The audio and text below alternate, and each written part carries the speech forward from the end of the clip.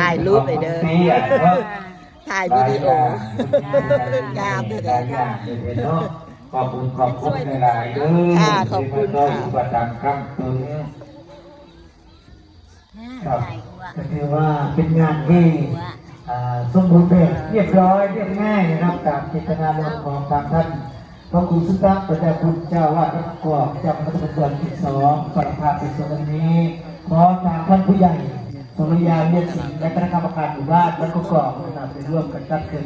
เป็นงานผ้าป่าสามัคคีนะครับเป็นกองละเข้ากองละ500เป็นบุญสง่าบ้านเป็นบุญที่ครบรอบวันวรภาพของพระครูสมบูรณ์ธรรมานุกิจเป็นครบรอบ 28 ปีในวันนี้ซึ่งเป็นครบรอบ 28 ของไทยเฮาเนี่ยนะครับก็ด้วยคณะสงฆ์เพิ่นได้ปัจจัยนี้ไปสร้างเสนาศาสนาที่อยู่ทั้งวัดทั้งวาดาราดักกล้องใหญ่อัวสาวสวยขอบคุณนะครับท่านถนอมสมบูรณ์ก็สิว่าดีก็สิว่าเป็นว่าที่ผมได้ถึงท่านนายกนะครับท่านเป็นนายกแล้วแต่ทีนี้ก็แค่ว่ารายท่านกับเพิ่นให้เกียรติโดยขาดหน้าขาดกายยันเนี่ยนั่นในนี้นะครับเราก็ดูว่าท่านได้รับการแต่งตั้ง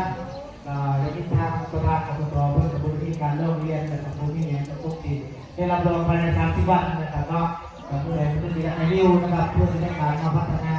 ในชุมชนตำบลของเราก้าวไปวันนี้เพื่อนน่าจะไปร่วมงานนะครับก็น่าจะไปร่วมงานในจังหวัด